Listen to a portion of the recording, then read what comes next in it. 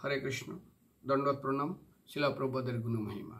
ভারতের উল্টা সংস্কৃতি, পার্চিত ভূমিতে গুরুকুল বিদ্যালয়, গোশালা, কৃষি ফার্ম, গোবিন্দার স্টেশন, হাজার হাজার সম্পূর্ণ প্রাণ, কোন প্রাণ? উৎসর্গিত আত্মা। তাদের জীবনের ভোগ ঐশ্বর্য, পিতামাতা, আত্মস্বজনের স্নেহ ভালোবাসা ছেড়ে দিয়ে প্রভুপাদের কাছে এসেছেন।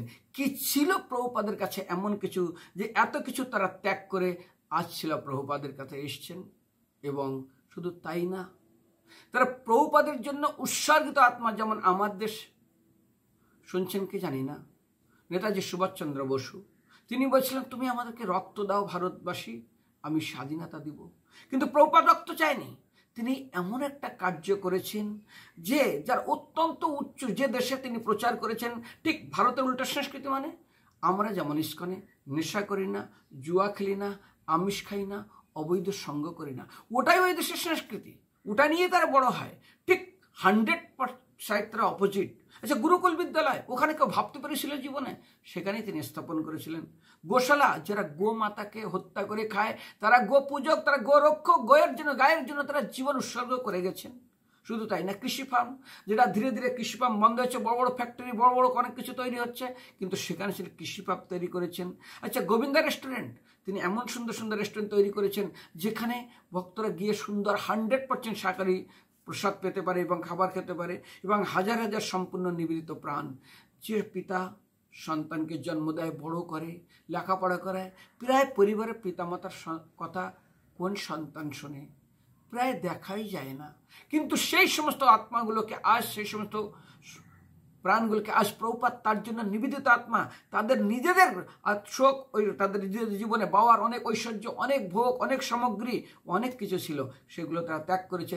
আত্মীয়স্বজন স্নেহ ভালোবাসা ত্যাগ করে আজ প্রভুপাদের কাছে এসেছেন।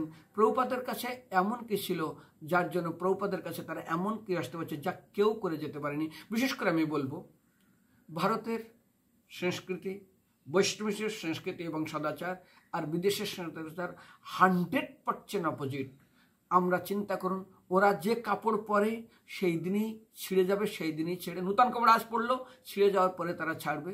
তারা জানতো না কি করে স্নান করতে হয়, তারা জানতো না খাওয়ার পরে হাত ধুতে হয়, তারা জানতো না কি করে প্রত্যেক দিন এই সেই ভোরবেলা প্রচণ্ড ঠান্ডা, চারিধারে বরফ, সেখানে স্নান করে উঠে তিলক করে তারা ভগবানের মন্দিরে এসে আরতি করতে হয়, কিভাবে ভগবানের পূজা অর্চনা করতে হয়, ভগবানের জন্য কিভাবে উৎসর্গিত আত্মা হওয়া যায়, তারা কতটুকু জানতো। কিন্তু প্রভুপাদ দেখুন, তাদের জীবনের সব কিছু ছেড়ে দিয়ে তারা কিভাবে উৎসর্গিত, প্রভুপাদের জন্য জীবন দিতে পর্যন্ত প্রস্তুত আছেন।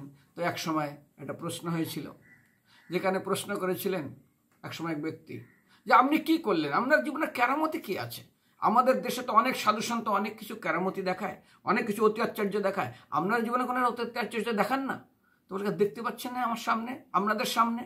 ব্রিটিশ 200 বছরের শাসন, শোষণ, দলিত, শোষিত, নিপীড়িত কি করেনি? লুণ্ঠিত। আজ আমি ওদের দেশে গিয়ে ওদের পয়সা নিয়ে এসে আজ ভারতে আমার দেশে শোষণ করে নিয়ে চলে গেছে, লুণ্ঠন করেছে। ওদের পয়সা, ওদের সন্তান, ওদের যুবক সবাইকে আমার দেশে নিয়ে এসে আজ আমি সবাইকে কৃষ্ণ, বিনা পয়সায়, তাতে কোনো পয়সা না, বিনা পয়সায় কৃষ্ণ সেবক বানাচ্ছি। শুধু তাই না, আমার জন্য তারা জীবন পর্যন্ত উৎসর্গ করতে চাইছেন। এর থেকে আর আপনি কি চাইছেন? যারা ঠিক অপোজিট ভারতীয় সংস্কৃতি কৃষ্টির, সেখান থেকে উঠিয়ে নিয়ে আমি কোথায় নিয়ে এসেছি পুরা, তাদের এর থেকে বড় কেরামতি আর কি দেখতে চান? এর থেকে আর মহান কার্য কেউ করতে পেরেছে কি? এটাই ছিল প্রভুপাদের মহিমা।